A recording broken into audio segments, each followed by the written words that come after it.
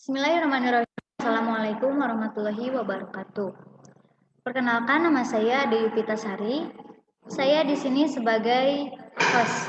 Nah, untuk para audiens, terima kasih telah hadir pada seminar daring kali ini. Nah, untuk mempersingkat waktunya, langsung saja saya alihkan kepada moderator. Waktu dan tempat saya persilahkan.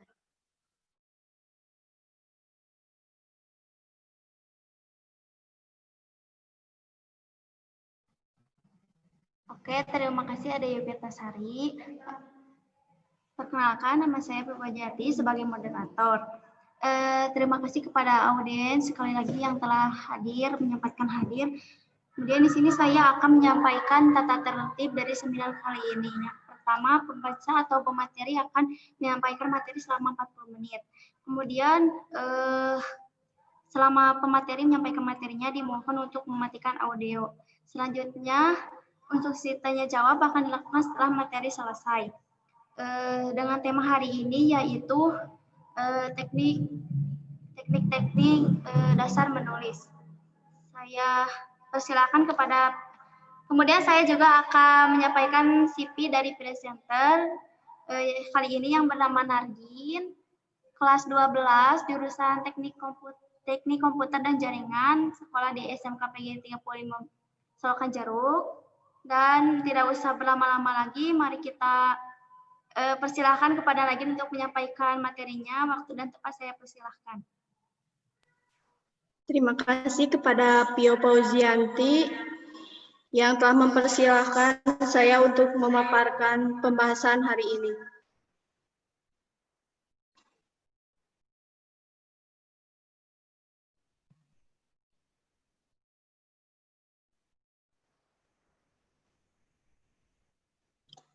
Untuk pembahasan kali ini mengenai teknik dasar menulis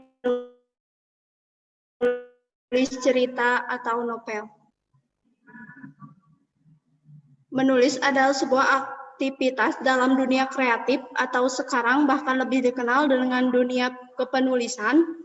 Dunia tulis-menulis memang sebuah pilihan terutama bagi yang berhasrat mengekspresikan suatu ide atau gagasan, pendapat, termasuk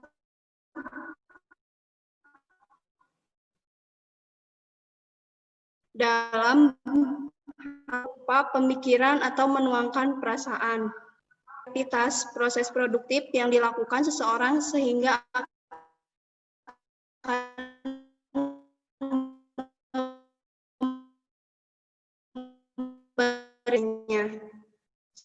sangat mungkin giat menulis ini bahkan tidak sedikit yang disampaikan untuk dikonsumsi orang lain.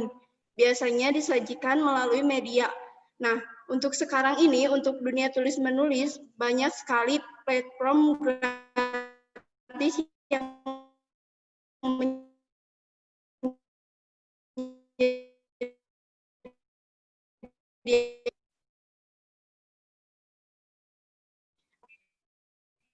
jadi jika kalian ingin belajar menulis, kalian bisa menulis. Di sana kita belajar bersama bagaimana menulis cerita itu. Kemudian harus paham dulu dasarnya. 1. Tokoh cerita. 2. Alur. 3. Setting cerita. 4.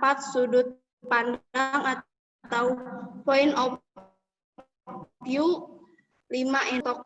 Tokoh merupakan pemeran atau seseorang yang menjadi pelaku dalam cerita novel. Secara umum, tokoh dibagi menjadi 4. 1. Tokoh protagonis adalah tokoh yang memiliki karakter positif seperti baik, ramah, pemberani, jujur. Tokoh protagonis ini dominan memiliki sifat atau sikap perilaku yang positif. Biasanya tokoh protagonis ini merupakan tokoh utama dalam cerita novel. 2. Tokoh antagonis. Nah, tokoh antagonis ini merupakan kebalikan dari tokoh protagonis. Jika tokoh protagonis ada tokoh yang memiliki karakter positif, maka tokoh antagonis memiliki watak yang negatif seperti jahat, licik, penuh tipu daya, pemarah, senang melihat orang lain susah, penuh iri dengki. 3. Tokoh tritagonis merupakan tokoh yang memiliki karakter penengah. Tokoh ini biasanya diandalkan oleh tokoh antagonis untuk dimintai pendapat, nasihat, dan bantuan. Biasanya tokoh tritagonis ini merupakan tokoh perantara antara tokoh protagonis dan antagonis untuk menyadarkan bahwa tokoh antagonis yang dilakukannya itu salah. 4. Tokoh figuran merupakan tokoh-tokoh pembantu cerita yang tidak memiliki banyak peran dan hanya sebagai pewarna dalam cerita. 2. Setting. Setting atau latar merupakan gambaran waktu, tempat, kondisi sosial cerita berlangsung. Dengan adanya latar yang jelas, kondisi zaman dan situasi yang ada dalam cerita yang kita baca. Nah, setting ini sangat penting dalam cerita kita. Kita harus bisa menjelaskan setting cerita yang jelas sehingga memberikan gambaran kepada pembaca.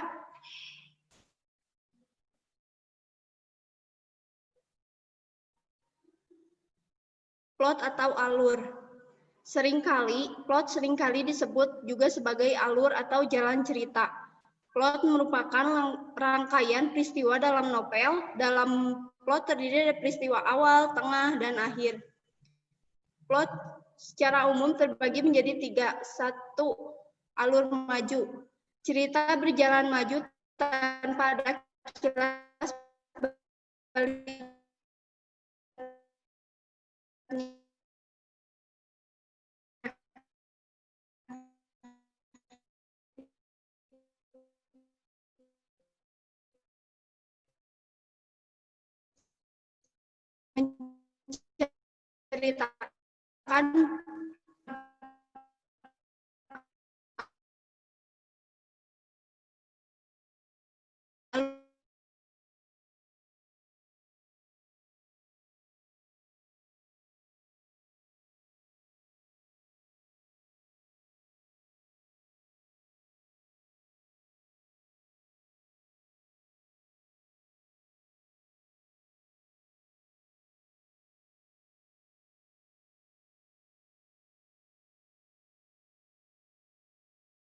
Menceritakan cerita dalam novel tersebut. Ini berkaitan dengan siapa yang bercerita dalam novel. 1. Sudut pandang orang pertama. Tokoh dapat menceritakan peristiwa atau tingkah laku dirinya, baik yang bersifat batin atau dalam dirinya, ataupun bersifat fisik di luar dirinya. Ciri khas dari sudut pandang orang pertama ini menggunakan kata ganti aku atau saya. Sudut pandang orang kedua. Pengarang menempatkan dirinya yang sedang bercerita pada orang lain, menggambarkan apa yang dilakukan orang lain. Sudut pandang orang ketiga ini biasanya menggunakan kata ganti kau, kamu, ataupun Anda.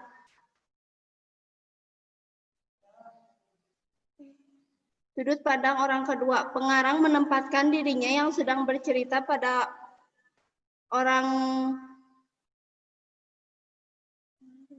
yang sedang berbicara pada orang lain, menggambarkan apa yang dilakukan oleh orang lain.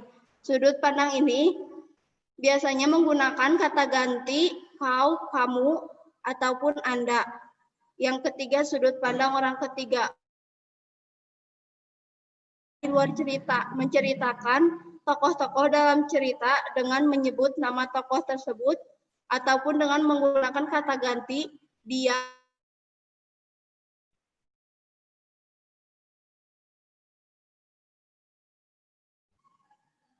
Lima, ending. Ada ujung cerita. Di situ konflik bisa dipecahkan ataupun dibiarkan menggantung. Di sini bisa ditentukan bahwa cerita bisa dilanjut atau tidak. ending terbagi menjadi 3, yaitu happy ending. Cerita ini berakhir bahagia atau si tokoh yang mengalami berbagai masalah dalam hidupnya berakhir bahagia. Sad ending, cerita ini berakhir sedih, baik itu si tokoh utama meninggalkah yang berakhir menjadi memberikan rasa sedih pada pembaca. 3. Pembaca memilih ending sendiri atau open ending. Open ending yaitu meninggalkan akhir cerita kita kepada pembaca. Nah, di sini pembaca menebak-nebak ending dari cerita kita. Setelah mengetahui dasar menulis cerita, langsung saja kita pada teknik menulis cerita. Satu menentukan apa genre yang mau kita ambil. Sebelum menulis cerita, alangkah lebih baiknya kita menentukan genre apa yang mau kita ambil. Apakah itu genre fantasi, romance, horor, teen lead, chick lit, dan tentunya genre yang kita sukai agar lebih mudah dalam menuliskannya. Genre fantasi biasanya memiliki alur cerita yang tidak didasarkan pada fakta yang ada. Biasanya berkisah tentang petualangan yang membawa kita berimajinasi ke sebuah dunia yang unik dan situasi yang di luar logika. Sedangkan genre romance ini adalah genre yang identik dengan kisah cinta yang mendayu-dayu dan sangat melankolis. Cerita tentang sebuah penyesalan, kepergian, patah hati, tentang meninggalkan dan ditinggalkan, ataupun sebuah penerimaan.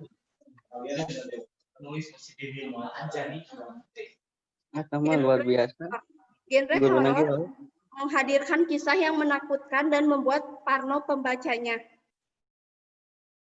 Bagi sebagian orang, genre horor adalah genre yang paling dihindari karena berefek secara emosional pada tingkat kecemasan seseorang. Namun bagi yang menyukai genre horor, ini sangat menantang dan memacu adrenalin kita. Teen lead. Biasanya cerita ini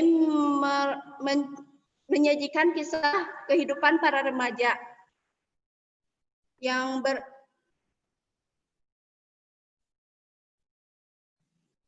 Kisah ini bercerita tentang kehidupan para remaja dengan segala lika-liku permasalahan hidupnya. Yang terakhir, chick lit. Chick lit adalah singkatan dari chick literatur, merupakan cerita fiksi yang sering mengangkat isu khusus tentang wanita. Novel ini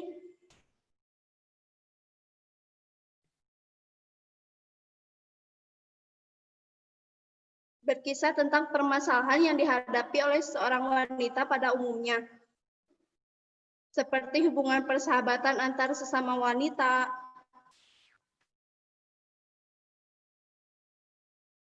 atau kisah tentang seorang ibu yang menjadi wanita karir di kehidupan modern ini. Yang kedua, rumuskan ide cerita utama.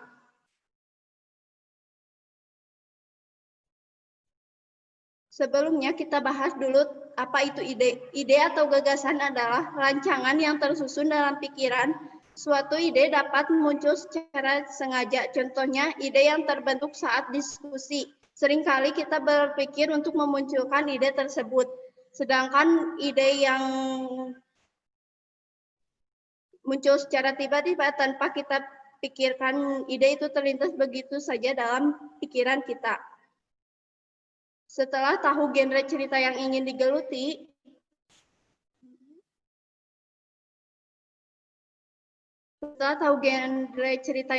kita geluti, maka buatlah alternatif ide yang ada di benakmu. Tulis semua ide, lalu seleksi ide-ide yang ada.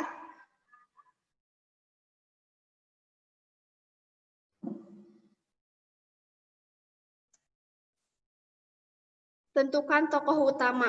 Agar cerita tidak melebar kemana-mana, pastikan kamu sudah menentukan siapakah tokoh utama dalam karakter tokoh yang akan ditonjolkan sebagai awal karakterisasi yang kuat karena tokoh utama sebagai penggerak dalam cerita. Menentukan outline ceritamu. Outline atau kerangka cerita adalah struktur alur cerita yang akan ditulis untuk sebuah novel. Outline ini berisi poin-poin utama yang diangkat dalam setiap chapter atau bagian.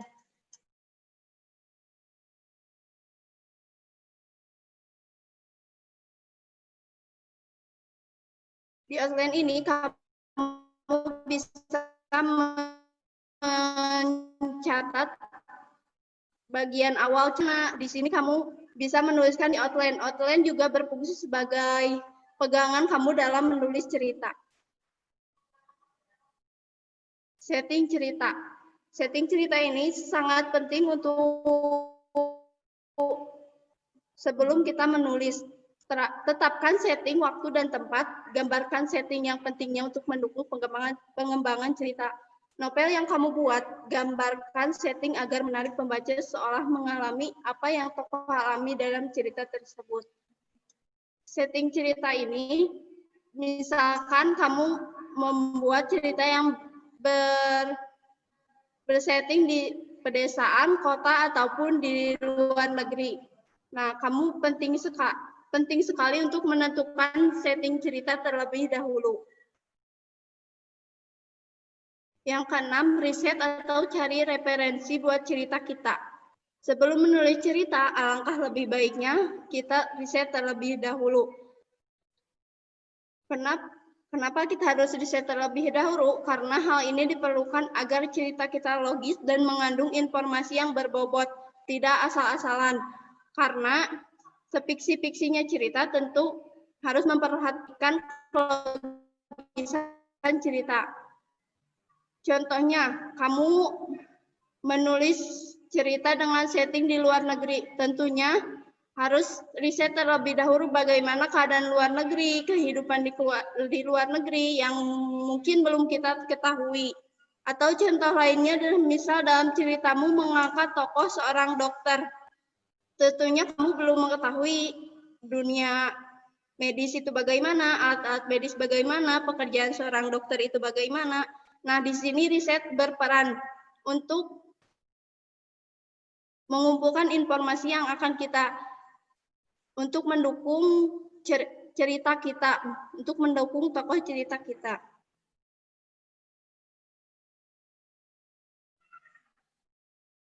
Yang ketujuh, mulailah menulis novel terlebih dahulu.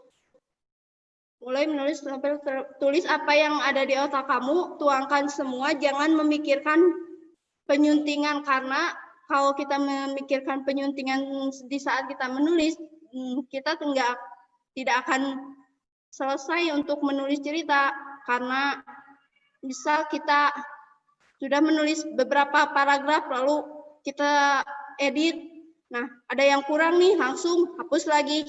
Nah, bakal menghambat gitu ya, menulis kita. Alangkah lebih baiknya tulis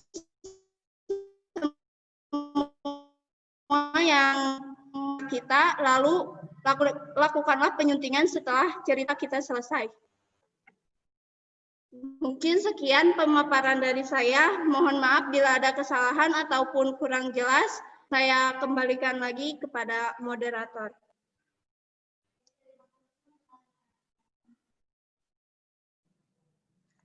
Oke, terima kasih kepada Nargin yang telah menyampaikan materinya. Bisa berikan tepuk tangan untuk Nargin.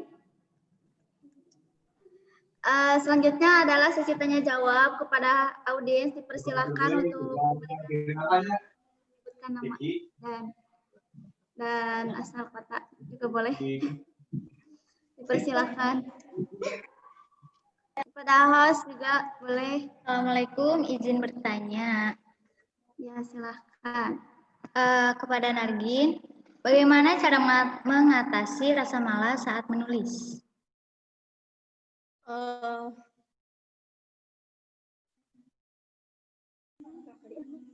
Mungkin rasa malas itu manusiawi ya, semuanya juga pasti merasakan rasa malas.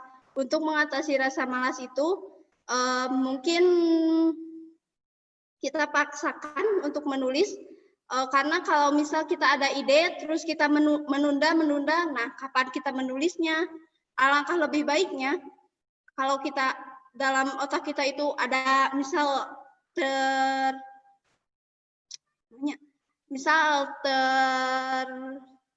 ada ide gitu di otak kita. Nah, sebisa mungkin tulislah walaupun separagraf ataupun sekalimat, itu sangat penting. Karena kalau kita mengedepankan rasa malas, nah ide yang udah terpikirkan itu akan menjadi lupa. Nah, mungkin begitu jawabannya. Ya, terima kasih. Silahkan, Pak. Silakan, Pak.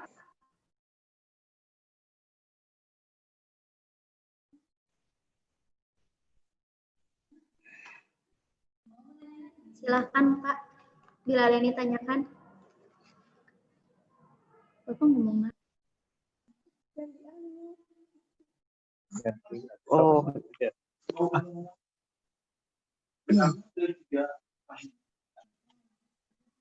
siap. Bisa didengar? Ada? Sudah jelas, Pak. Ada, Pak. Bapak di sini mau bertanya sama Nardin ya mengenai buku fiksi. Ya. Buku fiksi yang seperti apa ya? Jika kamu menulis yang mungkin banyak diminati untuk dibaca.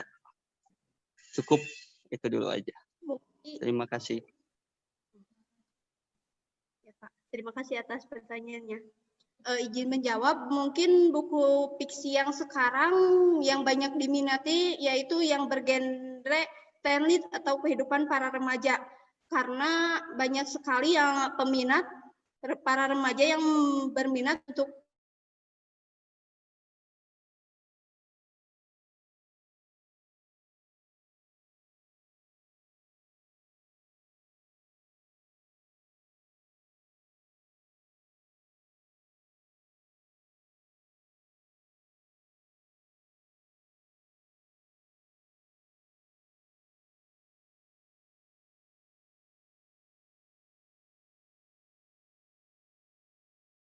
bagaimana Pak jawabannya, Pak? Sudah jelas?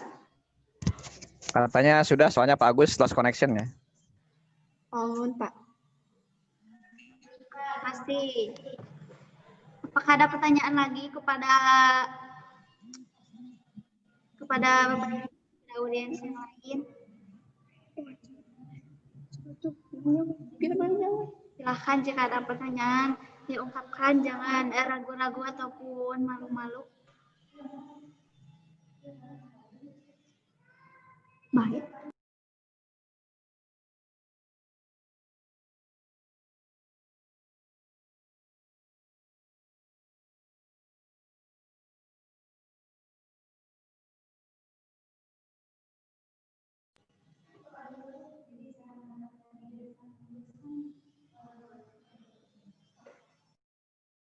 Silahkan kepada yang ingin bertanya. Baiklah, kalau misalkan tidak ada yang bertanya, saya akan bertanya kepada saudari Nardin. Bagaimana sih cara mendapatkan ide saat menulis? Itu kan suka ada yang mau nulis nggak dapat ide tuh. Nah, kalau misalkan mau nulis, terus gimana cara mendapatkan idenya? Terima kasih. Baik, terima kasih atas pertanyaannya. Izin menjawab. Untuk mendapatkan ide itu sendiri, mungkin kita bisa cari referensi, bisa kita membaca buku, mendengarkan cerita, ataupun menonton video, atau yang sekarang itu lebih banyak drakor ya, ataupun bisa mendengarkan musik. Nah, pasti terpikirkan di otak kita, ataupun kita bisa juga dengan ide-ide itu ambil dari kehidupan ya, dalam kehidupan kita sehari-hari, mengangkat kehidupan kita sehari-hari, misal ada teman kita yang misal mengalami kisah cinta yang friendzone gitu ya, cinta sama sahabat sendiri itu bisa ya dijadikan ide sebagai menulis. Mungkin itu saja jawaban dari saya. Bagaimana, apa sudah jelas? Ya, sudah jelas. Terima kasih telah menjawab pertanyaan saya. Oke, jika tidak ada, apakah ada yang bertanya lagi? Jika tidak ada, kita akhiri saja. Oh, Bapak mau nanya lagi, Pak? Silahkan, Pak.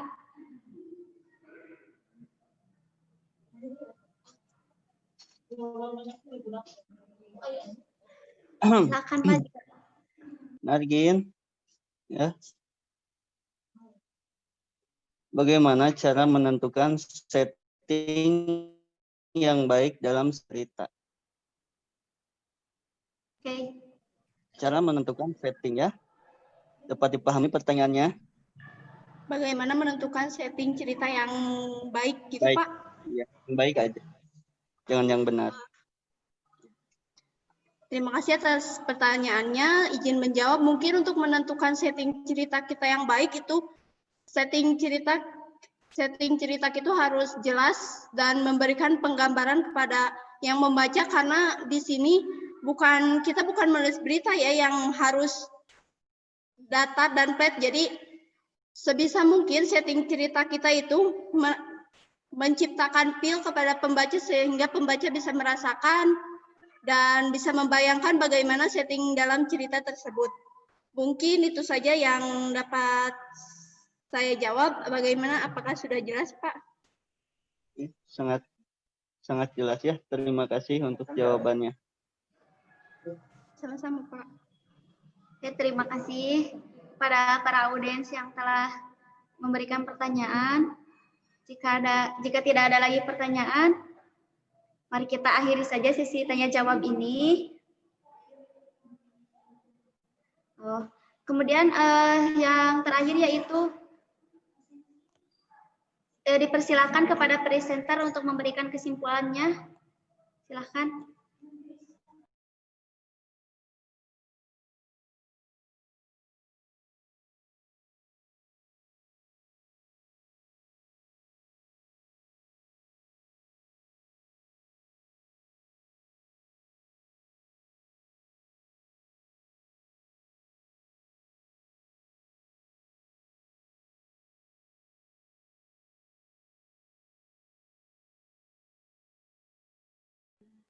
Baik, mungkin kesimpulan hari ini yaitu dunia tulis-menulis adalah yang bisa membangun kreativitas kita, di mana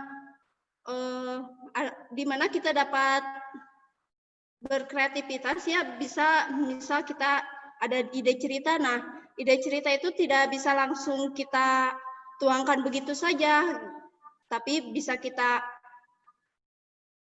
eksekusi dulu bagaimana ide cerita itu tersebut, apakah ide cerita itu bisa menarik untuk tulisan kita. Nah, untuk seorang penulis akan mengembangkan dirinya seiring dimulainya praktek menulis. Yang terpenting itu adalah lakukan langsung menulis, jangan menunda. Sering belajar dan berlatih membuat kemampuan menulis kita akan semakin bagus, karena semakin sering kita menulis, maka kemampuan kita akan terasah sedikit demi sedikit. Dan jangan lupa untuk sebelum kita menulis, mungkin membaca itu sangatlah penting ya, karena seorang penulis itu tidak akan terlepas dari membaca. Jika kita malas membaca, bagaimana mungkin kita bisa meraih mimpi kita menjadi seorang penulis. Mungkin itu saja yang bisa saya sampaikan atas kesimpulan hari ini. Saya kembalikan lagi kepada moderator. Oke, terima kasih Nargin atas penyampaian materi dan kesimpulannya. Saya ingatkan jangan lupa mengisi absen yang telah tertera di kolom chat. Kemudian tibalah kita di penghujung acara. Semoga terima kasih atas perhatian dan kerjasama audiens semuanya. Semoga materi hari ini dapat bermanfaat bagi dinas mendatang. Saya Pia Puajiati, saya kembalikan kepada host Ade Yupitasari. Wassalamualaikum warahmatullahi wabarakatuh. Ya, terima kasih, Vio. Nah, tidak terasa ya bahwa saat ini kita sudah memasuki penghujung acara. Saya di sini selaku host ingin mengucapkan terima kasih kepada seluruh pembicara dan juga audiens para hadirin yang telah menyempatkan hadir pada acara VCT seminar daring kali ini. Saya selaku pembawa acara ingin meminta maaf jika ada kekurangan dan kesalahan saya lakukan. Mari kita tutup acara ini dengan doa agar dapat memberi manfaat untuk kita semua. Akhir kata, wassalamualaikum warahmatullahi wabarakatuh.